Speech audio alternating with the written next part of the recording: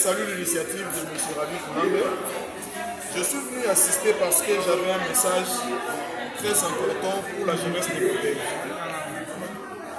Je voudrais d'abord que nous changions de paradigme.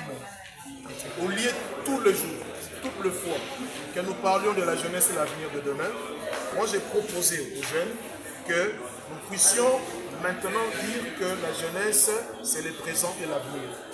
Parce que lorsque vous les jeunes, nous les jeunes, nous nous mettons dans nos têtes que nous sommes l'avenir de demain, nous allons continuer à attendre notre tour, alors que la question de la RDC nous concerne tous.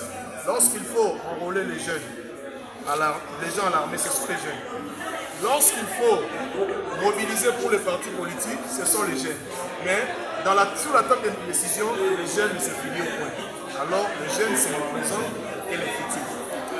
Mon message s'est articulé sur le fait que la Troisième République à laquelle nous sommes actuellement nous a produit beaucoup de problèmes. C'est depuis 2006 que nous avons voté par référendum l'actuelle constitution. Et cette constitution, régissant les pays, nous avons connu plusieurs guerres. CNDP, M23, Codeco, Mokondo et les phénomènes Koulouna. Pourquoi ne pas changer les paradigmes et changer de constitution demain pour avoir une constitution qui pourra remédier à tous ces fléaux? Nous avons une constitution qui a voulu que nous ayons 26 provinces, que nous ayons des assemblées provinciales, que nous ayons les gouvernements provinciaux, que nous ayons les conseillers communaux. Est-ce que la manière dont ces conseillers communaux sont en train d'évoluer aujourd'hui plaise aux Congolais ou c'est une manière qui ne plaise pas? Parce que tous les jours, il y a des chansons que nous ne sommes pas payés. Pourquoi avoir beaucoup de structures? Pourquoi avoir beaucoup des institutions que nous n'allons pas prendre en charge?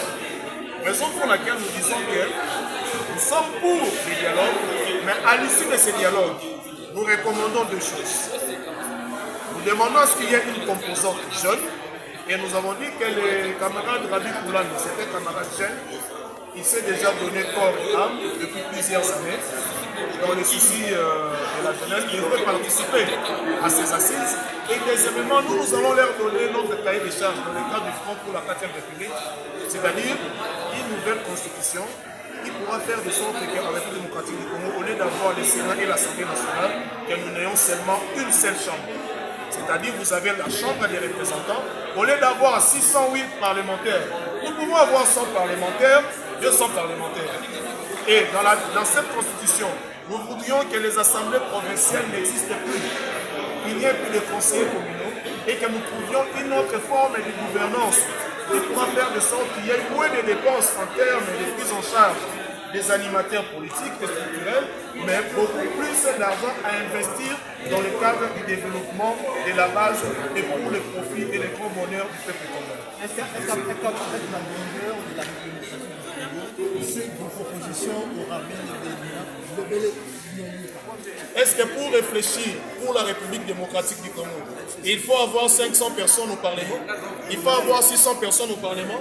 Et si vous allez bien évidemment regarder ce qui se passe au Parlement, vous pouvez plébisciter combien de parlementaires, combien de députés, combien de sénateurs qui font des propositions de loi constructives au profit de notre pays.